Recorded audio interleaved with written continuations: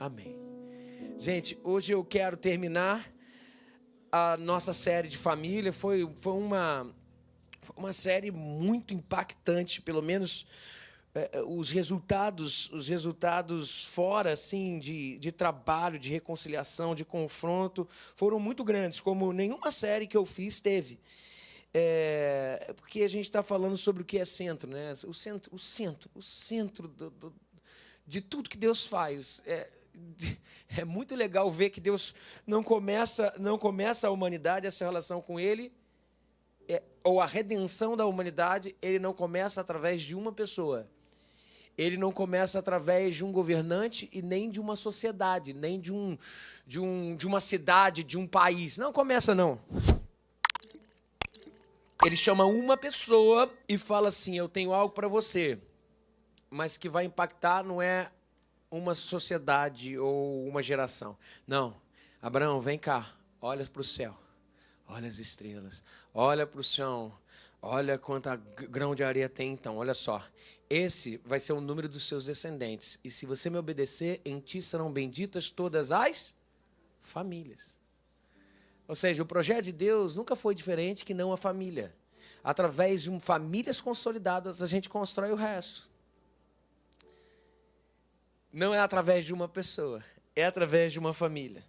Gente, eu queria voltar, até peço perdão pela minha falta de criatividade, mas eu acho que é o Senhor querendo ministrar algo para a gente. Eu queria voltar no primeiro texto que a gente começou. E eu quero fazer diferente. O primeiro texto da nossa série fala sobre um exemplo onde as famílias de Israel foram tomadas pelo inimigo. As mulheres e as crianças foram tomadas. 1 Samuel, capítulo 30. Então você vai abrir. Eu vou pregar rápido hoje. Daí você fala... Não, o pessoal da liderança, meu irmão, eu já virei piada. Eu não aguento mais ser meme desse povo. Não, mas é porque a pregação vai ser uma introdução. Aí você fala, já era. Aí que vem o golpe, né? Não. É porque no final nós queremos fazer algo. Nós queremos fazer uma ação de intercessão pelas nossas famílias e de libertação. Então, assim, eu queria muito que você, de agora, você já abrisse o seu coração, sabe? Depois que eu terminei de fazer essa palavra, eu perguntei ao Senhor, o que o Senhor quer que no final aconteça? E o que veio no meu coração, e essa é a minha expectativa, eu queria muito que no final nós chorássemos pela nossa família. Eu queria que hoje nós pudéssemos ser empáticos à dor. Na verdade, o choro é imprescindível. A verdade, Deus usou sempre assim, o peso do coração de alguém. No Antigo Testamento, quando os profetas Isaías, Jeremias, esses profetas que a gente conhece, iam profetizar, eles diziam, assim diz o Senhor, né? Esse assim diz o Senhor, na versão grega da Bíblia hebraica, ele era trocado e profetizou, quando o profeta ia profetizar, a palavra usada vinha da raiz patos. Patos é patologia. O que é patologia? É a doença. É a afinidade, é empatia. É sofrer com, dor com. Por exemplo, quando o profeta foi pedido pelo Senhor, o profeta, casar-se com uma prostituta. Ele resgatou ela da prostituição e se casou com ela. E o que aconteceu? Aquela prostituta traiu ele, abandonou ele por outros homens. Ele foi lá atrás e buscou e restaurou a sua família. Bom, imagina o coração do profeta dilacerado. Aí Deus virou para o profeta e falou assim, você sabe como é que você está se sentindo? Ele falou, estou me sentindo traído. Como é que você está se sentindo? Eu estou me sentindo não honrado. Pois bem, agora você sabe como está o meu coração quando o povo de Israel se prostitui com outros deuses. Agora você está no ponto para falar sobre isso com o povo. E o profeta ia lá e declarava o peso do coração de Deus, porque era o peso do seu coração que ele tinha feito. Pois esse é o lugar. Nós não temos como agir e declarar vida e fazer vida se aquilo antes não nos alcança. O meu coração hoje é o pedido para todo mundo aqui, para que Deus derrame sobre nós o peso do coração de Deus sobre as nossas famílias. Empatia.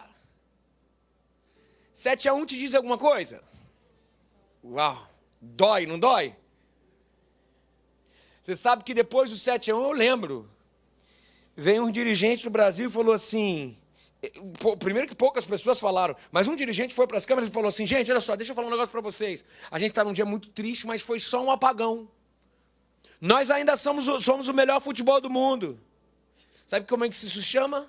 Isso se chama negação da realidade. Eu não estou dizendo que o Brasil não é um grande futebol, é um grande futebol. Mas ele não estava de olho e vendo quais eram os problemas, o que a gente tinha que mudar. Enquanto a gente não tem como sermos curados, não nos entendemos doentes. Pois a nossa família não está perdendo de 7-1. A nossa família, as famílias do Brasil estão tomando de 70-1. E nós nem estamos assustados com essa realidade. Essa é verdade, já é normal, e parece que uma sensação de destino inevitável está tomando conta de nós. O meu objetivo hoje é que a gente reflita sobre a nossa família, sobre a situação que a gente está envolvida, e chore um pouco. Empatia, para que a gente possa profetizar. Só existe profecia que possa salvar, cura, se aquilo antes toma o nosso coração. Que a gente sinta dor, e a gente seja sacudido pela palavra de Deus. E pelo Espírito Santo que paira sobre esse lugar. E que nós sejamos convocados pelo Senhor para juntos reedificarmos nosso lar. E aí eu faço o primeiro apelo agora, já agora. Você consegue abrir o seu coração agora para isso. Agora, não esperar o final da mensagem. Você consegue ter uma postura ativa sobre o que eu vou falar e sobre o que vai ser ministrado. Você consegue fazer isso, você consegue responder a esse apelo. A história que eu vou contar para vocês, eu não vou discorrer, eu vou só ler. A gente já viu essa história. Foi quando Israel perdeu as suas famílias. E como Davi fez para recuperá-la. 1 Samuel 30 diz assim, quando Davi e seus soldados chegaram a Ziclag no terceiro dia, os amalequitas tinham atacado Negueb e Ziclag e haviam incendiado a cidade. Levaram como prisioneiro todos os que estavam lá, as mulheres, os jovens, os idosos. A ninguém mataram, mas os levaram consigo, e quando prosseguiram o seu caminho. E ao chegarem a Ziclag, Davi e os seus soldados, eles estavam aonde? Eles estavam fora, estavam ausentes. Eles chegaram em Ziclag, Davi e seus soldados encontraram a cidade destruída pelo fogo. E viram suas mulheres, filhos, filhas, que haviam sido levados prisioneiros. E o verso 4 diz o que Davi fez, e os seus soldados. Então Davi e os seus soldados choraram em alta voz, até não terem mais força. As duas mulheres de Davi também tinham sido levadas, Ainoã de Jezreel e Abigail de Carmelo, que fora mulher de Nabal. Davi ficou profundamente angustiado, pois os homens falavam em apedrejá-lo. Olha, o fogo amigo se tornou em fogo inimigo. Isso aqui é muito, muito significativo. É o que acontece. Os que eram para ser parceiros começam a brigar. E todos estavam amargurados por causa dos seus filhos e de suas filhas. Davi, porém, fortaleceu-se no Senhor, seu Deus. Então Davi disse ao sacerdote Abiatar, filho de Aimeleque, traga-me o colete sacerdotal. E Abiatar o trouxe a Davi. E ele perguntou ao Senhor, devo perseguir esse bando de invasores? Iria alcançá-los? E o Senhor respondeu, persiga-os. É certo que você os alcançará e conseguirá libertar os prisioneiros. Davi e os 600 homens que estavam com ele foram ao ribeiro de Besor, onde ficavam alguns. Pois 200 deles estavam exaustos demais para atravessar o ribeiro. Todavia, Davi e 400 homens continuaram a perseguição. Encontraram um egípcio no campo e o trouxeram a Davi. Deram-lhe água e comida. Um pedaço de bolo de figos prensados e 2 bolos de uva passas. Ele comeu e recobrou as forças, pois tinha ficado 3 dias e 3 noites sem comer e sem beber. Davi lhe perguntou, a quem você pertence? De onde vem? E ele respondeu, sou um jovem egípcio, servo de um amalequita. Meu senhor me abandonou quando fiquei doente há 3 dias. Está vendo? Olha aqui, ó, o jovem egípcio atacou, versículo 14, nós atacamos o Negueb dos Queretitas, o território que pertence a Judá, e Negueb de Calebe, e incendiamos a cidade de Ziclag. Ou seja, esse egípcio, ele tinha estado no ataque às mulheres e aos filhos dos soldados e de Davi. Está vendo? Mas o que aconteceu é que ele foi abandonado pelo Senhor porque estava doente. Versículo 15 diz, Davi lhe perguntou, você pode levar-me até o bando de vassouras?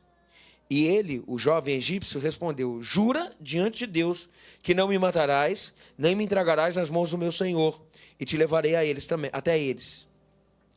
Quando ele levou Davi até lá, eles estavam espalhados pela região, comendo, bebendo e festejando os muitos bens que haviam tomado da terra dos filisteus e de Judá. Davi os atacou no dia seguinte, desde o amanhecer até a tarde, e nenhum deles escapou, com exceção de 400 jovens que montaram em camelos e fugiram. Davi recuperou tudo que os amalequitas tinham levado, incluindo suas 2 mulheres. Nada faltou. Nem jovens, nem velhos, nem filhos, nem filhas, nem bens, nem qualquer outra coisa que fora levada. Davi recuperou tudo. Esse texto ele conta para a gente uma história de quando os amalequitas invadiram as cidades onde os homens de Davi estavam. E o próprio Davi. E o inimigo atacou as famílias de Israel. Em um dia, todas as famílias se acabaram. Desmantelou-se o que é base na sociedade. Bom, Israel estava perdido. Eu olho para a nossa realidade hoje e vejo que hoje nada mudou. As áreas preferidas de ataque do inimigo sempre são a nossa família. Ah, mas é a parte econômica, a parte social. Gente, famílias destruídas, tudo se derrete logo após. A família é base de qualquer sociedade. E o diabo sabe disso, então ele vai na base. Aonde? Na família. E ele ataca e acaba com tudo. Essa é a verdade. Minha mãe já falou para mim, meu filho, eu não sei como é que vocês vão educar os filhos de vocês, porque está cada vez mais difícil. É ou não é, pais? O negócio difícil demais. Hoje o inimigo atacou tudo. Nós estamos diante de um governo contra a família. Nós estamos diante de uma mídia contra a família. A gente liga meio-dia televisão, cara. Meio-dia, tem problema, tem um monte de coisa errada. Os desenhos infantis levam as crianças para a perdição. As crianças, e quem não está na rede social hoje, está realmente isolado. As crianças, vamos dizer, os juvenis, já começa, o pai precisa falar, e junto com a rede social, a criança passa para baixo assim, daqui a pouco ela está diante daquilo que está colocando lixo e depositando coisa na tua cabeça. Minha mãe falou, meu filho, eu não sei como é que vocês vão fazer. Eu falo, mãe, o que a gente pode fazer? Falou, meu filho, nós vamos orar, nós vamos fazer de tudo, é o Senhor quem faz. Ele nunca deixou uma geração sem o poder dele, não vai ser dessa vez. Mas a verdade é que o que nós vemos é uma cidade sendo atacada. Uma filosofia hedonista onde o prazer está acima do que é certo. Eu quero ser feliz. Eu troco tudo. Eu posso trocar meu eletrodoméstico hoje. Quem conserta eletrodoméstico hoje está falindo. Porque hoje é feito para jogar fora. Enquanto está nas coisas, tudo bem, mas quando vai para as pessoas, e é assim que funciona. A gente entra em relações dizendo, eu quero ser feliz. Se eu quero ser feliz, o que eu faço? Se está ruim, eu troco. Porque o importante é ser feliz, mas de fato, o que é felicidade? Felicidade é um lugar que se chega ou a forma como você constrói as relações à medida que vai? Você só vai trocar de parceiro ou parceira. O problema vai continuar. Nós estamos diante de um ataque, o inimigo se manifesta de várias formas, da incredulidade, de imoralidade. O inimigo tem atacado casais que têm sido roubados do seu primeiro amor, que têm perdido a capacidade de se comunicar dentro de casa, que não tem mais trocado carinho, a intimidade não existe mais, é impressionante. No namoro é um fogo do caramba. Aí casa, e acaba. Antes a gente fala para os nossos filhos para viver em santidade, a gente fala para as pessoas, segura, não negocia o que Deus tem para a tua vida, aí tu casa, tu tem que falar para o cara, vai meu irmão, vai, é ou não é? Porque tudo se perde, tudo contribui contra. É uma possibilidade, eu tenho que ganhar dinheiro, eu já estou exausto e tudo mais. E a gente entende, a gente esquece que a vida ela precisa de áreas para serem abastecidas. Não adianta você ganhar dinheiro se você emocionalmente não estiver preparado. Não adianta você vir à igreja e se preparar espiritualmente se você socialmente não der conta. Não adianta você socialmente dar conta se você intelectualmente você não cresce. Quantas vezes eu vejo pessoas chegando no meu pastor, esse ano aí, cara, eu preciso me dedicar, porque eu preciso crescer, eu preciso passar no concurso tal e tudo mais, e joga a família para o lado, joga espiritualidade para o lado, joga relação social para o lado, não vai dar certo. Já é comprovado cientificamente isso. E o que começa a acontecer? A gente começa a cortar na carne, daqui a pouco quando a gente vê, não sobrou ninguém. Não sobrou nada. O inimigo tem atacado e roubado isso da gente. E daí, se precisa de intimidade, a gente quer intimidade, a gente precisa nutrir intimidade. Só que a gente não tem tempo para nutrir intimidade. Então a gente prefere fazer da forma mais rápida, para tirar os nossos impulsos biológicos. A gente se entra na pornografia, meu irmão. A gente entra de cabeça na pornografia. E ainda mais que a pornografia hoje bate a porta, a gente nem precisa mais procurar. Ela já está lá, meu irmão. Tu abre, vamos ver a notícia do esporte. Abre aquela imagem, não é? E, gente, como um abismo chama outro abismo. Outro dia veio um testemunho aqui de uma pessoa. Olha, eu quero dizer, eu não sou homossexual. A pessoa falou para um líder nosso, eu não sou homossexual. Mas a minha esposa começou a não me satisfazer. Porque eu olhava uma pornografia na internet e a mulher fazia coisas diferentes que a minha esposa fazia. Daí, depois disso, eu comecei a ter relação extraconjugal para ter o que eu não tinha em casa. E daí, a prostituição já não conseguiu me dar conta, porque eu olhava na internet uma relação com 2 mulheres. E aí eu fui ter com 2 mulheres. Daqui a pouco com mais mulheres ao mesmo tempo e tudo mais. Daqui a pouco aquilo não me satisfazia mais. Sabe por quê? Porque as sensações nunca vão ter um limite, sempre vão te levar para outro nível. Sempre vão te levar para outro nível. Ele falou assim, no final das contas, eu experimentei até com um corpo de mulher, mas com um pênis. Com um travesti. Um abismo chama outro abismo. É impressionante, sabe? Não existe mais nada. O diabo tem atacado a nossa família, gente. O diabo tem atacado os nossos filhos. Quantos filhos estão nas mãos do inimigo? Eu imagino pais que vêm para a igreja há um tempo e simplesmente não tem mais os seus filhos buscando ao Senhor, adoram outros deuses. Eles têm ido na base da nossa família, eles têm ideologicamente furado uma barreira, os bons costumes foram corrompidos pelas más conversações. Hoje a gente vai botar o nosso filho na escola e a gente pensa que o lugar que é para dar educação para ele dá, na verdade, morte. Gente, eu posso falar isso de carteirinha, gente. Eu amo educação. Na verdade, eu estudei pedagogia um tempo. Eu fui líder de grupo de pesquisa da UFRJ sobre isso. Eu pensei em fazer mestrado nessa área. Eu sei do que eu estou falando. Nós temos uma agenda na educação. Uma agenda que está tentando acabar com os nossos filhos. E o lugar que é para a gente educar, a gente destrói. O inimigo tem atacado os nossos filhos. O inimigo tem atacado a saúde das nossas famílias. Quando os Davi e os seus soldados chegaram na cidade de Ziclag, eles começaram a chorar e eles começaram a ficar angustiados e sem força, diz o texto.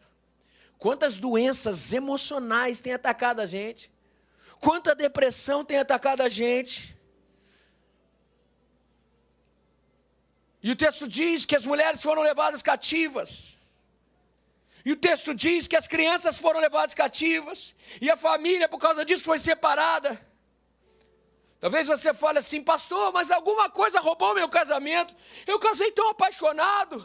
Nosso namoro era tão gostoso. Pastor, eu nunca pensei que isso fosse acontecer comigo. Parece que alguém veio e arrancou meu casamento de mim. E agora eu estou tentando recuperar. Eu já tentei, mas não tem mais jeito. Nós já estamos longe. E eu percebi o quanto eu errei. Queridos, nós estamos sendo atacados. Casamento é uma construção que nunca temos como vitória, já temos conquistado. É uma construção constante. Mas o texto fala, eu quero que vocês prestem atenção nisso aqui que eu vou falar agora. O texto fala que o diabo sabe começar por um lado. Aonde começa o ataque de Satanás? E vocês vão se impressionar onde começa. A causa principal do diabo ter atacado as famílias de Israel foi por uma razão. Qual foi? Adultério? Brecha? A causa principal do diabo ter atacado as famílias de Israel foi porque os homens não estavam lá. Tinham ido trabalhar, ficar fora o tempo, e quando voltaram, sua família já estava arrasada. Homens não têm vigiado seu casamento, as mulheres não têm vigiado seu casamento. Quantos cônjuges têm caminhado na direção do perigo? Quantos têm flertado com o pecado? Mas eu preciso te falar. Qual é o primeiro e grande pecado que um cônjuge pode cometer? É adultério? É maledicência? É alcoolismo? Não. Tudo começa com uma palavrinha. O nome dessa palavra é omissão. Omissão. Não falo do homem, não falo da mulher, eu falo de todos. Omissão. E vejam o que o texto bíblico fala sobre omissão. Tiago capítulo 4, versículo 17 diz: aquele que sabe fazer o bem e não faz, o quê? Comete pecado. Nós estamos falando de uma categoria de pecado que não tem na história. Todo pecado é consequência de uma ação ou de uma intenção. Pois a intenção de não querer fazer nada é pecado em si. No casamento e no relacionamento, o pior pecado, o que abre alas para o resto, é a omissão. É a omissão de se deitar com o outro, é a omissão de amar o outro, é a omissão de falar coisas bonitas, é a omissão de falar besteira com o outro, é a omissão do tempo. Do tempo. Um tempozinho que não é dado. Mas eu tenho que ganhar dinheiro, nós temos contas para pagar, de verdade, olha bem para mim aqui. Será que você está pagando aquilo que você deseja no seu coração ou aquilo que é necessidade de verdade? Talvez é o momento de enxugar, não precisa ter o melhor celular. Talvez é o momento de enxugar, não precisa comer nos melhores restaurantes, porque você vai ter o melhor celular, comer nos melhores restaurantes, mas vai perder a sua família. A sociedade de consumo nos coloca numa relação muito difícil. Eles colocam um anseio, um senso de escassez na gente. E esse senso de escassez só pode ser preenchido em ter coisas. Eu preciso do melhor telefone, eu preciso do melhor restaurante, eu preciso tirar as melhores fotos, eu preciso gastar o meu tempo mostrando o que eu tenho. E a consequência disso é que não tem como, gente. Nós só temos 24 horas. Se a gente não reorganizar nosso tempo, vai dar ruim. Nós só temos a quantidade de ganhar, uma possibilidade de ganhar um dinheiro. Se a gente não fizer a equação ganho de dinheiro versus tempo, nós vamos perder a nossa família. A sociedade de consumo faz com que as coisas se tornem prioridade. E a gente vai deslacerando as relações. Dilacerando. Ontem eu estava conversando com uma pessoa na nossa igreja e ela contou o testemunho da vida dela e da família dela. Ela me permitiu contar aqui agora. Ela é uma advogada muito bem sucedida. Ela começou a entrar nesse clima da sociedade de consumo. Então eu preciso ter coisas, porque eu preciso dar uma dignidade para a minha família. É ou não é? A gente não fala, o discurso é bom, gente. O discurso é legal. Aí ela começou a ir atrás, fazer relações, e foi muito bem sucedida, e trazia, e tinha um excelente salário e tudo mais. E ela falou que de vez em quando, no sábado, os filhos pediam para ela ter licença do trabalho dela, os filhos pediam à noite para ela ter licença do trabalho dela, para fazer qualquer tipo de exame, porque depois do trabalho dela, a licença, eles podiam ficar um pouquinho com ela. Os filhos chegavam no fim de semana e falavam assim: temos uma visitante em casa, seja bem-vinda. Os filhos já estavam jovens, não foram afetados, mas tinham um filho menor. Quando os filhos jovens casaram e foram embora, o filho menor ficou. E aquele filho começou a entrar numa crise emocional muito forte. O que os pais fazem por causa disso? Fazem o quê? O filho está com problema emocional, o que eles fazem? Psicólogo. Pensa que psicólogo resolve tudo, tá? Botaram um psicólogo. Aí o psicólogo chamou a criança, os pais um dia e falou assim, olha o que eu extraí da sua filha. E deu um desenho. No desenho estava assim, o pai desenhado aqui, a mãe pela metade, um espaço, a filha menor com os irmãos do outro lado. A psicóloga falou assim, ó, se vocês não mudarem, a família de vocês vai acabar. Para honra e glória do Senhor, essa família entendeu. Ontem eu estava conversando e falou assim, nós estamos tendo o nosso melhor momento como família. Percebam, o que adianta ganhar o mundo inteiro e perder a sua família? O que adianta, gente? O que adianta? Esses homens se omitiram. Gente, o adultério não começa no ato. O adultério começa em corações que não estavam aquecidos entre si pela ausência da relação. E aí abre-se uma margem para que o outro possa entrar. Filhos se perdem sem relação. O adultério não começa no ato, no cobiça do outro. É porque eu não tenho outro. É porque eu começo a viver para mim. E para os meus sentimentos. E para as minhas sensações. Quantos pais existem que não conhecem seus filhos? Ouvi uma história de que uma vez uma mãe chegou para outra mãe e falou assim, meu filho gosta de abacaxi, o seu gosta? A mãe virou para a babá e perguntou assim, meu filho gosta de abacaxi? Gosta. Ah, gosta sim. Quem estava educando o filho era a babá. Quem educa o seu filho? Quem educa o seu filho? Quem educa o seu filho? E aqui, gente, olha só, veja bem, a gente sabe do nosso corre, mas a gente precisa entender o que a sociedade de consumo está fazendo. A gente tem que entender qual é o limite do ganhar, qual é o limite do ter. A felicidade não é o que tem, não é, a gente já falou sobre isso, é o que se faz enquanto se conquista. E o que conquista? Que adianta, gente, ganhar o mundo e perder a família? A gente se omite com o melhor dos discursos. Eu estou sustentando a minha família. Eu estou dando dignidade a ele. O texto revela que o inimigo ataca a família, em primeiro lugar, porque escolhemos nos omitir. Nossas famílias têm sido bombardeadas, tudo fora do lugar. Quanto estrago, gente. O inimigo tem ferido as famílias e tem queimado as cidades, tem ferido as pessoas. Mas rapidamente, eu queria que você refletisse sobre a sua família. Hoje é manhã de posicionamento de tempo, posicionamento de fala, de ação, de relacionamento restaurado. Mas tudo começa com o que a gente vai refletir a partir de agora. O que fazer? No versículo 4 diz, o que fazer? Quando Davi soube o que aconteceu e os homens souberam e eles ficaram desesperados, a primeira coisa que aconteceu para mudar aquela história foi que homens vividos, gente, era tudo gente guerreira, era tudo gente ogra, sabe? Davi encontrou esses caras na caverna, meu irmão. Era assim, era gente, meu irmão, gente que fazia cirurgia sem anestesia.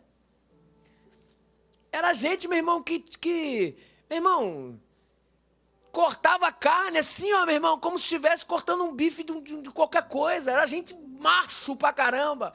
Quando eles olharam a situação, viram as suas famílias que foram levadas, os seus postos foram saqueados, a primeira coisa que eles fizeram, eles veem a situação e começam a chorar.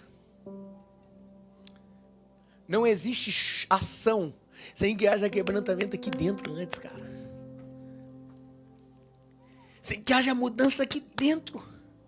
E esse espírito foi o mesmo espírito que veio sobre Jesus. Jesus na sua figura de mãe, porque é assim que ele trata Israel, quando está olhando a cidade de longe, ele olha Jerusalém de longe, e ele chora e fala: ah, Jerusalém, Jerusalém que mata os seus profetas, pudera eu, como uma galinha, colocar vocês nos meus braços como pintinhos que acolhem. É como se, e chora, e diz o texto que ele chora, é como se a mãe Jesus estivesse falando assim: eu amo vocês, como eu queria tomar a decisão por vocês. Jesus nos ensina que o choro é o início.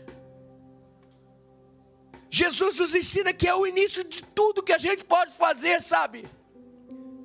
É a mesma dor, o mesmo espírito. Eles começaram a chorar. Choravam pelos seus filhos.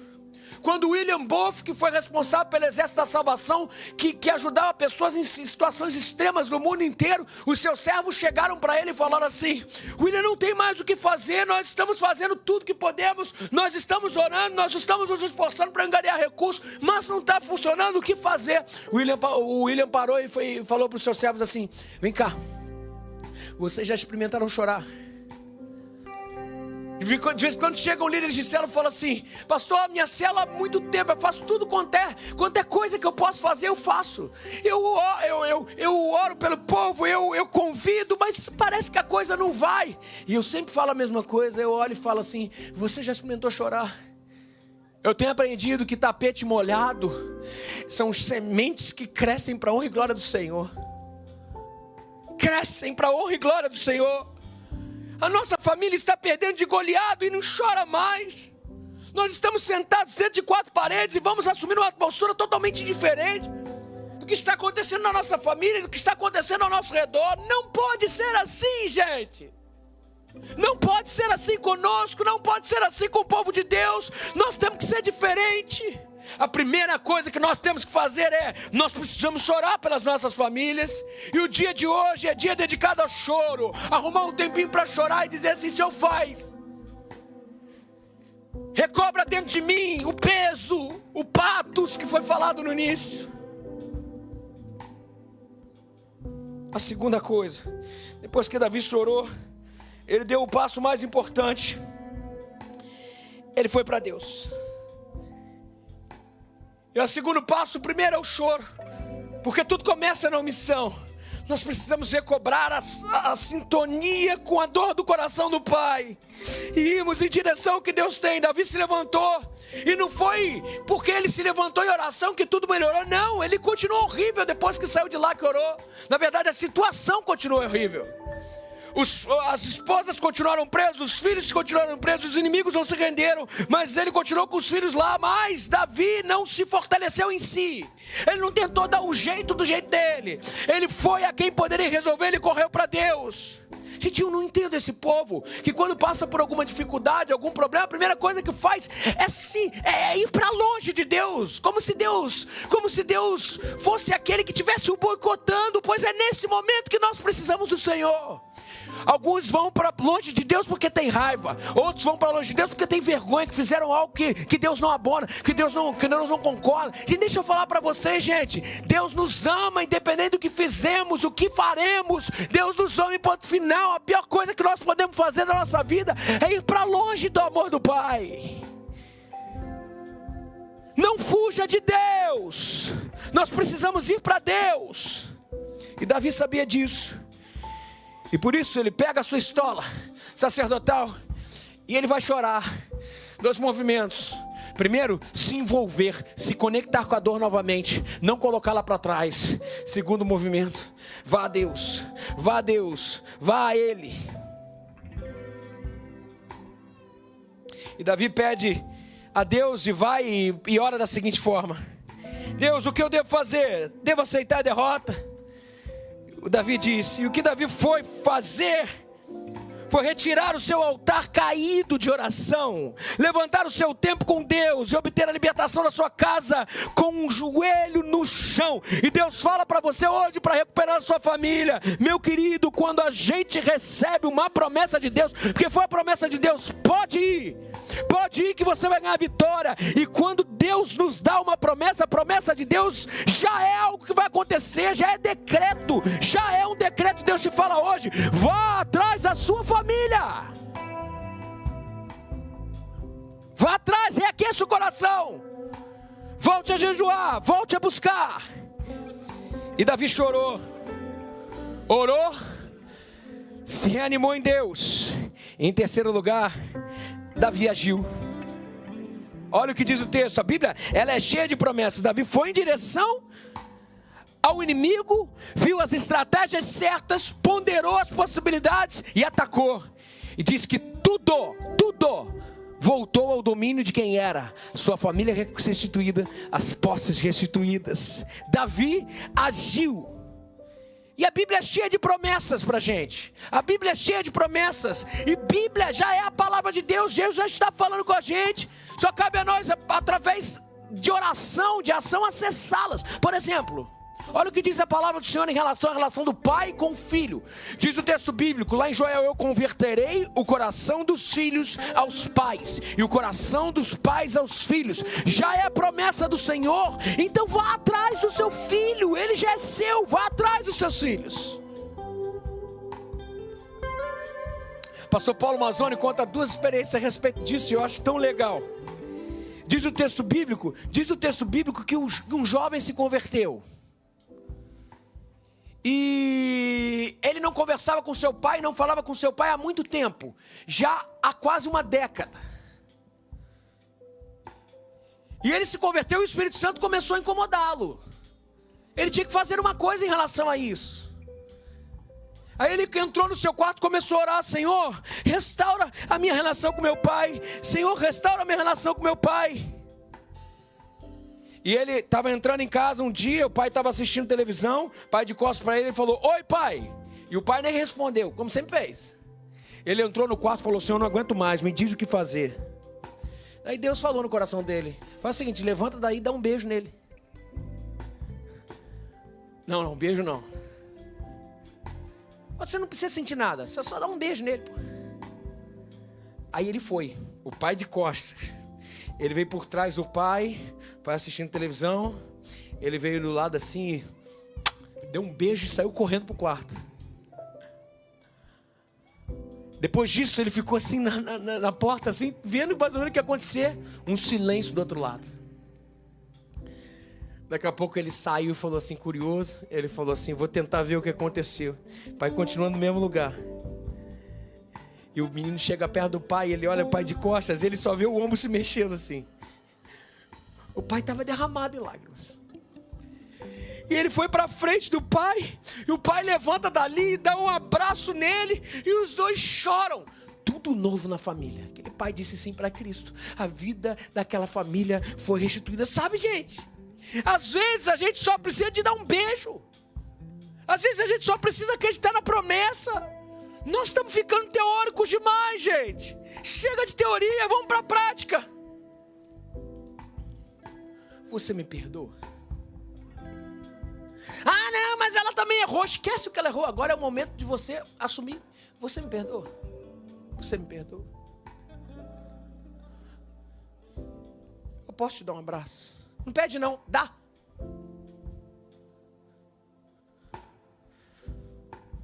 Eu vou te pagar. Presta atenção nisso que eu estou falando. Eu vou te pagar. Quantas famílias acabam porque genro deve para sogro? Nora deve para sogra, para o sogro. Quantas famílias acabam porque a gente simplesmente não fala: é impagável, eu não tenho condição de pagar. Mas você tem condição de ir até o sogro, a tua sogra, e falar assim: eu sei, eu estou devendo, eu não tenho muito o que fazer, mas eu posso te pagar uns 20 reais por mês, mas o que não dá é a nossa família ser destruída por causa disso. Eu tenho uma experiência disso em casa. Meu pai foi empresário, muito tempo. E ele na época do governo Collor, vocês lembram, quem é dessa época sabe, a empresa do meu pai, ela praticamente faliu, de tanta dívida, porque o governo Collor pegou o dinheiro de todo mundo.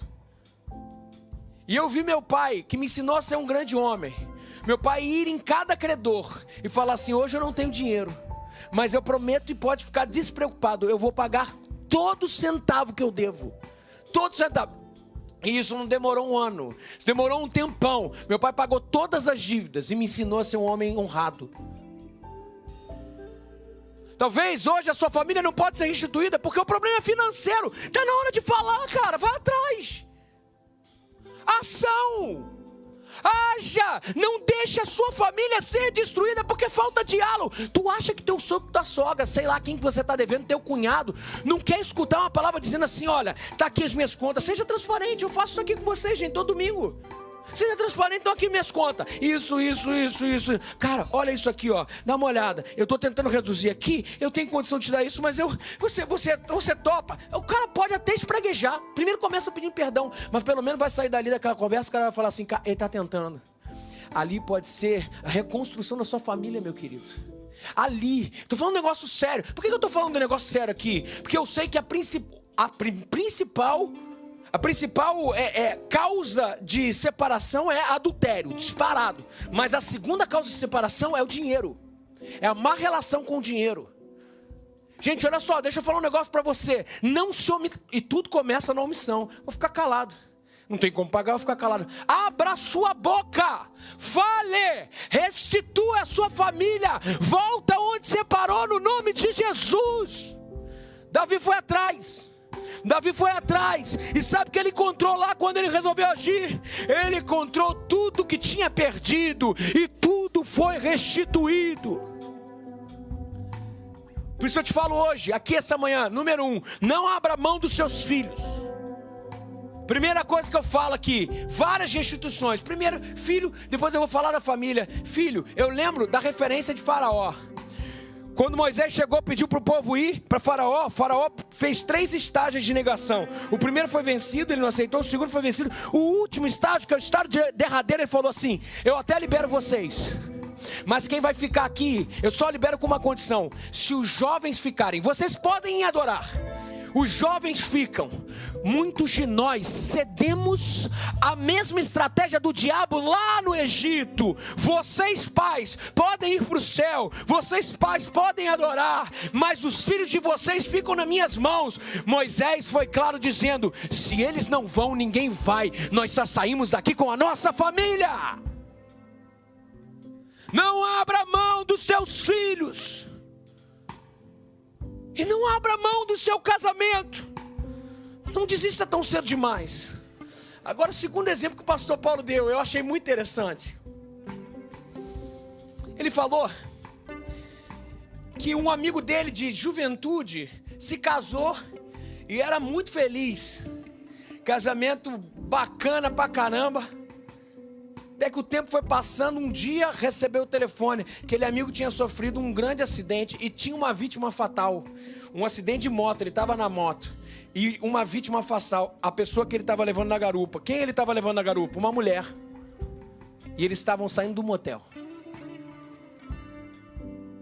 Aquela mulher morreu na hora. Aquele homem tinha 3 filhos. O que a sua esposa fez? Acolheu ele. Ele estava com um problema na perna por causa do acidente, estava entre amputar ou não. Aquela mulher cuidou 2 anos cuidando daquele homem. Quando ela acabou de cuidar daquele homem, aquele homem ficou bom na perna. Depois da perna que foi salva, a dor ainda persistiu, mas a dor maior não era da perna. Quando aquele homem se levantou, a sua mulher falou assim: olha, minha missão está cumprida. Hoje, a partir de hoje, eu quero divórcio, eu vou embora. Aquele homem ficou totalmente indignado. Ficou indignado com aquele negócio. Ela falou assim: eu fiz promessa que cuidaria de você no altar. Eu cuidei de você. Você se levantou, agora eu vou embora. Aquele homem fica irado. Mas só que tinha acontecido algo. Depois da descoberta que aquela mulher morreu, que aquele homem estava saindo, inclusive do motel, depois daquela descoberta, aquele homem nunca tinha conversado com a sua esposa e pedido perdão. Nunca tinha feito isso. E o que aquela mulher queria, aquela esposa queria? Ela queria muito que através daquela atitude: eu vou me embora. Ele falasse assim: me perdoa, meu amor. Me perdoa. Mas sabe o que aconteceu? Aquele homem preferiu ficar com o seu orgulho. E aquele orgulho fez com que ele fosse embora e falasse assim: ela me abandonou. Depois de 2 anos me cuidando. O que aquela mulher queria? Queria diálogo, pô. Queria diálogo, queria que o pedido de perdão acontecesse. Queria lavar a roupa suja. Por que a gente, homem, não abre a boca, né? A gente não fala. Mas o mais inusitado aconteceu um tempo depois. Aquele homem reconstrói a sua família com outra mulher. Tem um filho de outra mulher e liga para o seu amigo, pastor. Pastor Paulo atende o telefone e fala assim: ô meu amigo, tudo bem, fulano, quanto tempo e tal? Já um senhor. Ele falou: eu queria conversar com você, eu queria contar o resultado final do que aconteceu lá atrás. Ele se encontrou e falou: Paulo, eu vim aqui hoje e eu falo que eu tive filho, me casei de novo e aparentemente está tudo bem. Mas eu queria falar algo nesse gabinete que eu queria que você espalhasse para o Brasil inteiro. Qual é o meu sentimento depois disso tudo? Eu posso falar para você. Eu até me casei e reconstruí. Mas eu sei que o que Deus tinha para mim era aquela mulher. Eu queria muito que você falasse para todo mundo: não desista da sua família facilmente. Ele falou. Eu perdi a minha esposa. Eu perdi o crescimento dos meus filhos. Porque não tem como, a pior coisa de um casamento é as maiores vítimas da separação das crianças. Eu perdi o crescimento do meu filho, eu perdi tudo. Eu deixei de amar a mulher que Deus separou para mim. Ele falou: não, eu deveria ter corrido atrás quando ela disse que ia embora. Eu deveria ter me humilhado, eu deveria ter feito alguma coisa, eu deveria ter lutado. Mas por orgulho eu deixei de ir, eu deixei de fazer. Quantas famílias têm sido derrubadas porque as pessoas cheias de orgulhos desistem tão fácil uma das outras? Quantas? Quantos casamentos estão aqui hoje precisando de uma intervenção de Jesus? Estão por um fio. E Deus te fala hoje: não desista da sua família. Quantos filhos já se foram? Quantas baladas da vida já levaram nossos filhos, experimentando todo tipo de droga, de promiscuidade. Deus diz hoje pra gente, para os pais que estão aqui: não desistamos dos nossos filhos. O processo é reconhecer o lugar de omissão, chorar, ir a Deus e agir. Eu preciso te perguntar hoje: o que precisa ser restituído na sua vida? Eu queria que tirasse isso aqui daqui, por favor. Enquanto eu falo, algo no seu coração toca. Tudo que eu fiz aqui agora foi uma introdução para o que eu quero fazer agora. Você precisa perguntar nesse momento. Pergunte ao Senhor. Enquanto eu falo, você sabe, o seu coração já fala. O que hoje eu preciso que Deus traga de volta? O que hoje eu preciso fazer para que a minha família volte a ser a minha família? Queria que você ficasse de pé no seu lugar. E nesse momento, esquecesse a pluralidade. Se olhasse diante de Deus como um só. E você cantasse ao Senhor assim, diga: os planos que foram embora, o sonho que se perdeu, o que era festa e agora é tudo que já morreu. Não podes pensar que esse é o teu fim. Não é o que Deus planejou. Levante-se do chão, erga um clamor, restitui. Eu quero de volta o que é meu. Sara-me e põe teu azeite em minha dor. Restitui. Leva minhas águas tranquilas, lava-me e refrigera minha alma. Restitui. Eu vou fazer alguns convites, e a sua resposta a esse convite que fizer vai ditar a história da sua família, o que pode acontecer, porque são convites públicos, e isso vai mostrar para a sua família a sua ação. O primeiro convite que eu quero fazer essa manhã aqui é o seguinte: existem famílias aqui que estão tentando engravidar e não conseguem engravidar, ou que querem engravidar e querem dedicar essa criança, o ventre da sua esposa, ao Senhor. Eu queria chamar vocês aqui na frente. Nós vamos orar agora por cura de ventres e para que ventres sejam abertos. Sai do seu lugar, nós temos pouco tempo. Não se preocupe, não é constrangedor, muito pelo contrário. Vou pedir que o pessoal da intercessão já venha até aqui e que a gente se coloque aqui agora para que a gente possa orar por esse povo. Deixa eu falar da mesma forma, as meninas aqui, o seu marido está aqui, ok?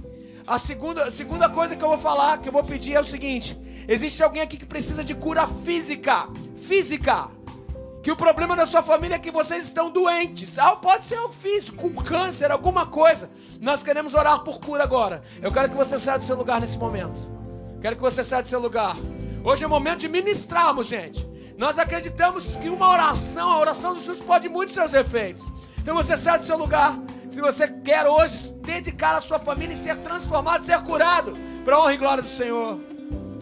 Preste atenção aqui em mim. Preste atenção aqui em mim. Em terceiro lugar, o que eu tenho que pedir aqui hoje é o seguinte: pais que estão aqui, ou filhos que estão aqui. Primeiro os pais que hoje têm os seus filhos com Faraó no Egito. Mas hoje vocês estão falando para Deus assim: eu não vou abrir mão dos meus filhos, eu vou levá-los ao altar. Veja, nós estamos fazendo algo profético, indo em direção a Deus, e nós vamos sair daqui para agir. O que eu peço para vocês? Pais que estão aqui e querem entregar os seus filhos, que estão longe do Evangelho, nas mãos do Senhor, saia do seu lugar, nesse momento, vem aqui, nós vamos orar nesse momento, levantar um clamor pelas nossas famílias. Saia do seu lugar, vou pedir para que a gente venha para aqui para frente. Líderes de célula, me ajudem nesse momento. Pessoal do Ministério de Intercessão, me ajuda nesse momento. É um momento de luta, gente. Nós estamos aqui para lutar nesse momento. Nós estamos aqui para buscar e dizer assim: tudo que o inimigo fez, roubou, levou para longe, nós vamos até lá, nós vamos buscar. Nós vamos buscar e o nome do Senhor vai ser exaltado.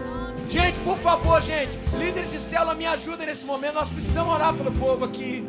Preste atenção em mim aqui. Olhem para mim, olhem para mim. A oração agora é pelas famílias. Nós temos famílias aqui que estão por um fio ou estão passando por problema. Atenção nisso agora. Eu peço que maridos e mulheres, nesse momento, peguem um na mão do outro e falem assim: olha só, nós vamos lá na frente agora, dizendo para o reino espiritual que nós não vamos desistir da gente, nós não vamos desistir da família. Famílias agora que querem dedicar a sua família ao Senhor, restituir laços, renovar alianças, saia do seu lugar nesse momento. É momento de virmos ao altar e dizermos assim: ó, a nossa família é sua, Senhor, nós fazemos o que tem que ser feito. Não desperdice esse momento profético. O Espírito do Senhor está ministrando. A sua atitude, homem, nesse momento é importante, dizendo: é o Senhor, é o Senhor, é o Senhor. Não é a minha vontade, não é a vontade da minha esposa. O Senhor vai fazer. Então você vem hoje aqui e quando você se direciona ao altar, você está falando assim: olha o que você está falando. Você está falando assim, ó, para sua esposa ou para o seu marido: eu não desisti de você. Você está falando para os seus filhos: eu não desisti de você. Outra coisa importante, gente, vou fazer um apelo aqui que eu nunca fiz. Talvez o problema da sua família seja financeiro. Não ter apenas dinheiro, mas ter mais do que estar presente. E a sua agenda de finanças tem que ser refeita. Veja o que eu estou falando, gente. Eu sei que tem gente aqui, porque diz a estatística que é a segunda maior causa de separação. Então, essa atitude que vocês vão tomar hoje é importantíssima. Sabe por quê? Porque se você não está mostrando para a família o dinheiro, a porcaria de mamão, não é mais importante que a minha família. Se o problema na sua família é financeiro, seja pela escassez ou por ter, tirando o tempo, eu peço para que você agora pegue na mão da sua esposa, do seu marido, do seu pai, da sua mãe, e venha aqui na frente. Veja que agora nós estamos agindo. Nós fomos ao Senhor, nós estamos chorando, e a partir de agora nós estamos agindo, dizendo assim: olha, eu digo, o dinheiro não é mais importante que a minha família. Eu digo, os meus filhos são do Senhor. Eu digo, a minha esposa é do Senhor. Sai do seu lugar nesse momento, vem aqui, vem aqui. Nós vamos buscar ao Senhor. É uma atitude, é um apelo, exatamente isso, um apelo.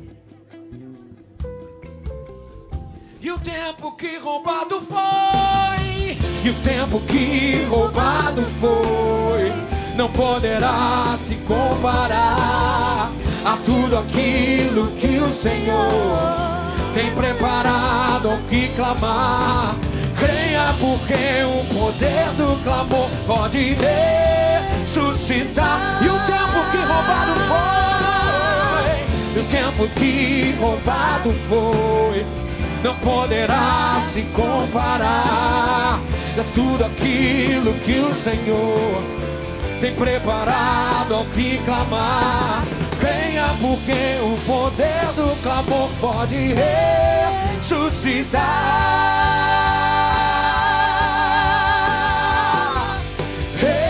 Restitui, eu quero de volta o que é meu.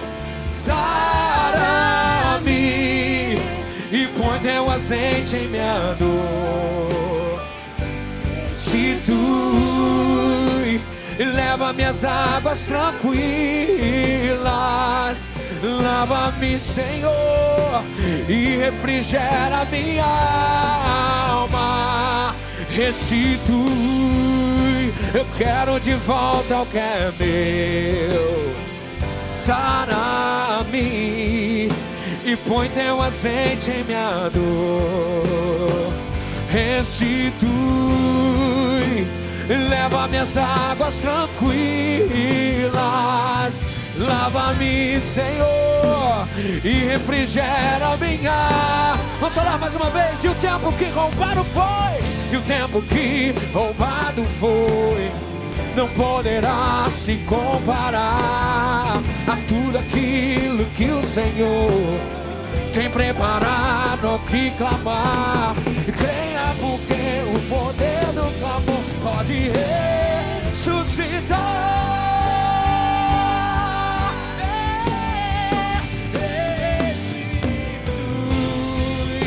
Eu quero de volta o que é meu. Lava-me e põe teu azeite em minha dor. Restitui, eu quero de volta tranquilas. Lava-me, Senhor, e refrigera minha alma. Restitui. Aleluia, aleluia. Eu preciso perguntar, você quer aqui hoje, essa manhã, começar uma vida nova com Jesus? Você quer isso? Então você fecha seus olhos nesse momento e nós vamos orar. Repete assim essa oração comigo. Senhor Jesus, sou falho. Senhor Jesus, muda a minha vida. Entra no meu coração, Senhor. Eu sou teu. Eu me entrego a Ti nesse momento. Essa é a minha oração no nome de Jesus. Amém. Você continua de olho fechado, cabeça baixada. Você orou comigo? Levanta sua mão lá em cima agora. Levanta. Amém. Deus abençoe, Deus abençoe, Deus abençoe, Deus abençoe, Deus abençoe, Deus abençoe você, Deus abençoe, Deus abençoe, Deus abençoe você. Glória a Deus, Deus abençoe. Eu estou vendo você aqui na frente. Deus abençoe, eu estou vendo você. Mais alguém aqui? Deus abençoe, eu estou vendo você. Você que está afastado do Evangelho, o maior presente que você pode dar para sua família hoje é dizer assim: eu quero voltar. Levanta sua mão se você quer voltar para o Evangelho. Levanta, levanta, levanta. Tem alguém aqui voltando para os caminhos do Senhor hoje? Deus abençoe, cara, eu estou vendo você. Aleluia. Obrigado, Senhor. Obrigado, Senhor. Que horas são, gente? Que horas são? Eu vou ter que terminar. Eu queria que a gente terminasse de uma forma espetacular essa série. A gente tá nas nossas famílias aí. Vai pro dó, negão, vai pro dó. Diga assim, ó. Que o Senhor te abençoe e faça brilhar teu rosto em ti. Conceda a graça e te dê paz. Amém? Amém.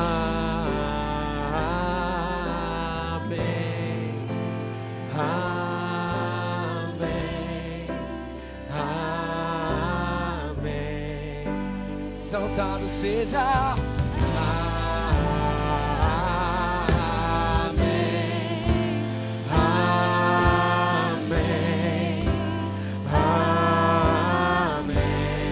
Bênção, vamos falar. Que a bênção se derrame até 1000 gerações, tua família e teus filhos e os filhos de teus filhos. Que a bênção se derrame até 1000 gerações, tua família e teus filhos e os filhos de teus filhos. Tua presença se acompanhe por detrás, por diante, em teu riso, no teu choro. É contigo, é por ti. E de dia, e de dia, e de noite, só entrada e saída. No teu riso, no teu choro. É contigo, é por ti, é contigo, é por ti, é contigo, é por ti, é contigo, é por ti, é contigo, é por ti. Amém,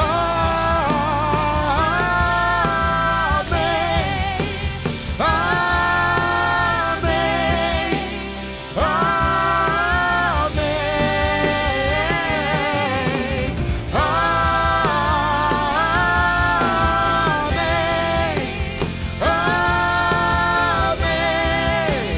amém. Senhor, nós dedicamos as nossas famílias a Ti, Senhor. Nós somos Teus, Senhor. E como é difícil a gente construir uma família em que o Senhor seja honrado. Nós te pedimos, Senhor, recebe os nossos esforços hoje, as nossas respostas ao apelo, como adoração diante de Ti. Nós estamos trazendo peixe hoje, Senhor. Nós estamos trazendo peixe para o altar. Mas nós te pedimos, Senhor, que o Senhor nos provenha com o milagre do seu peixe também.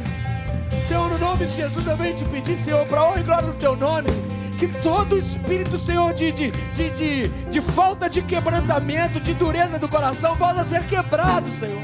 Nós te pedimos, Senhor, pelos nossos filhos, Senhor. A gente não aceita ter filho no diabo. A gente criou filhos para o Senhor. Senhor, que haja diálogo novamente, que haja restituição, que haja vida transformada. Eu te peço, Senhor, que mamão não tenha vez na nossa casa. Que o dinheiro não seja mais importante que as pessoas. Que a nossa posição e status não seja mais importante do que quem Tu és. Nós já temos o melhor nome e a melhor condecoração que podemos ter. Nós somos filhos amados Teus. E que o Senhor nos abençoe e nos guarde. E que o Senhor faça resplandecer o Seu rosto sobre nós e tenha misericórdia de nós. E que o Senhor sobre nós levante o Seu rosto e nos dê a paz. E assim nós oramos, no nome de Jesus. Amém, amém, glória a Deus, gente. Que Deus abençoe as nossas famílias. Vamos cantar, que a bênção se derrame até mim.